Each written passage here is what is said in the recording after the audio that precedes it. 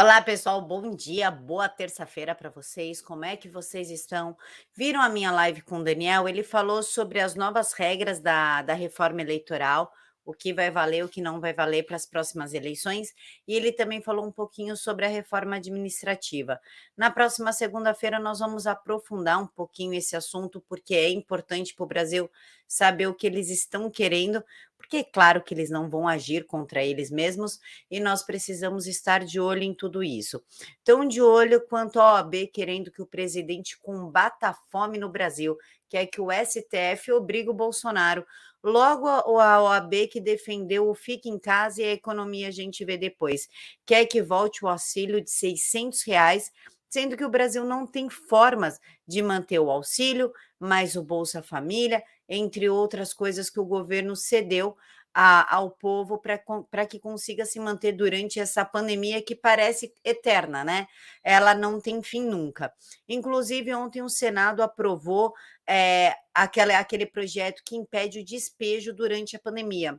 Ou seja, você que vive do aluguel, por exemplo, não tem outro tipo de renda, somente o aluguel, e o seu inquilino parou de pagar. Mas tem uma outra pessoa que tem dinheiro e que quer alugar sua casa. Você não vai poder despejá-lo, segundo o Senado. Mas vamos falar da OAB que defendeu o Fique em Casa e agora quer que o Bolsonaro arque com as consequências disso. A OAB pede que a STF obrigue Bolsonaro a adotar medidas de combate à fome. Entre as exigências estão a volta do auxílio de R$ 600. A Ordem dos Advogados do Brasil pediu na segunda-feira ao Supremo Tribunal Federal, afinal é o Supremo que parece que está governando o Brasil, que obrigue o governo federal a adotar medidas de combate à fome no país. Entre as reivindicações estão a retomada do auxílio emergencial no valor de R$ 600 e as atividades do Conselho Nacional de Segurança Alimentar e Nutricional, do CONSEA. Da onde que o governo vai tirar dinheiro, não sei, mesmo porque a OAB já foi investigada por corrupção, mas claro que isso jamais vai dar em alguma coisa. Para que investigar efetivamente a OAB? Investigar a OAB é tipo investigar o PSDB aqui em São Paulo. Esquece, isso não existe.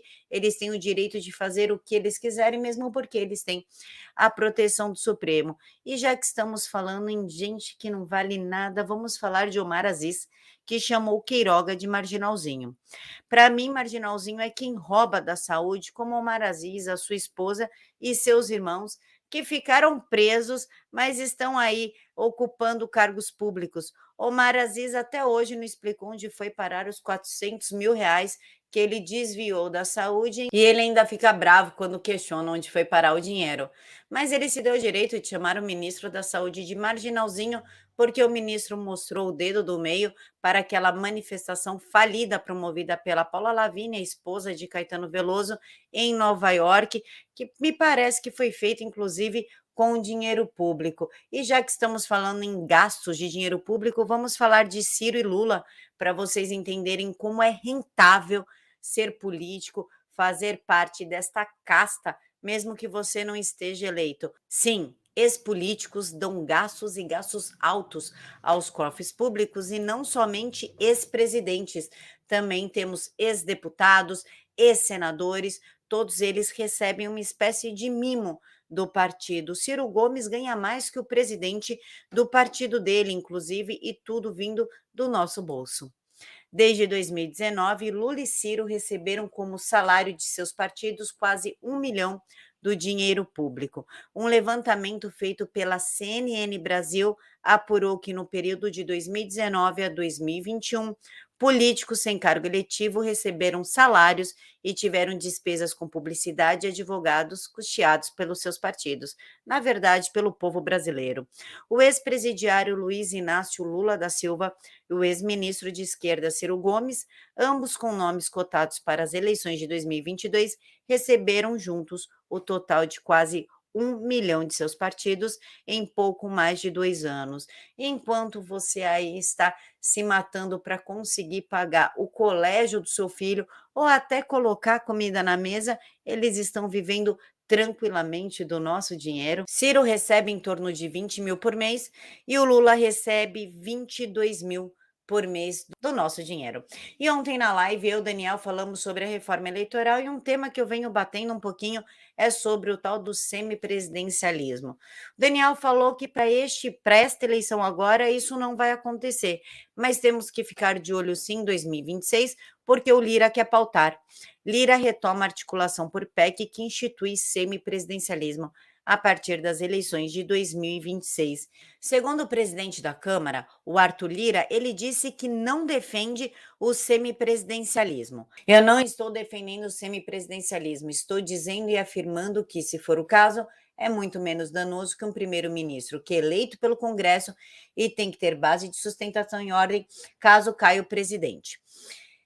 Eu não concordo com esse negócio de primeiro-ministro, mesmo porque já estão tentando fazer isso contra o presidente Bolsonaro, tornando ele uma espécie de rainha da Inglaterra. É isso que a Câmara e o Senado vêm fazendo, colocando sempre as prerrogativas de decisão em cima do Supremo Tribunal Federal. Até o Alcolumbre, que é presidente da CCJ, já falou que só vai pautar o nome do André Mendonça caso haja autorização do Supremo, sendo que isso é uma prerrogativa do Senado. Até o Pacheco, pasmem, o Pacheco está cobrando ao Alcolumbre para que paute a nomeação de André, mas ele preferiu deixar na mão do Supremo Tribunal Federal. Já que estamos falando de Supremo Tribunal Federal, vamos falar de Renan Calheiros, o super protegido do Supremo. Renan Calheiros diz que CPI não é picadeiro e compara Luciano Hang a Coringa. Renan Calheiros, que é o palhaço mor dessa CPI, que adora fazer um showzinho, deveria então fazer jus às suas palavras e assumir de uma vez por toda que essa CPI é a do Lula, com a única intenção de criminalizar o tratamento precoce, afinal, vacinas é um balcão de negócio sensacional, e derrubar o presidente Bolsonaro. O desespero dele é tanto para derrubar o presidente que ele vai recorrer ao Supremo Tribunal Federal, caso a PGR arquive o relatório final da CPI. A estratégia também vai valer caso a PGR não tome nenhuma atitude em relação ao relatório. Ou seja, Renan Calheiros decidiu que o presidente Bolsonaro é o responsável por uma pandemia que ele não causou e pelas consequências que na qual o próprio Supremo deixou na mão dos governadores. E a gente também tem que falar de Barroso, que quando o Toffoli disse que ele seria o editor da nação, na verdade, quem é o editor da nação efetivamente é o Barroso, que se colocou como guardião da verdade e da liberdade de expressão, só que a liberdade de expressão que ele concordar, não a minha, não a sua, somente aquela que apetece o ministro. Barroso, temos que combater a mentira deliberada para proteger a liberdade de expressão. O Barroso em nenhum momento falou das mentiras propagadas pela grande mídia. Essa não interessa porque serve a eles, serve a intenção, a narrativa. O que o Barroso quer fazer é devolver o monopólio da informação para a grande mídia, o monopólio da narrativa, para que você não tenha uma outra opção, não ouça o outro lado e volte ali para 2010, 2012, onde a Globo pautava o que você deveria ou não pensar, em quem você deveria ou não votar. E para a gente finalizar, o presidente defendeu o André Mendonça e disse que se o André não passar, o novo nome ao Supremo Tribunal Federal também deverá ser evangélico para cumprir a promessa que ele fez com o eleitorado. O presidente já percebeu que existe ali uma articulação contra o André Mendonça, única e exclusivamente pelo fato dele ser evangélico.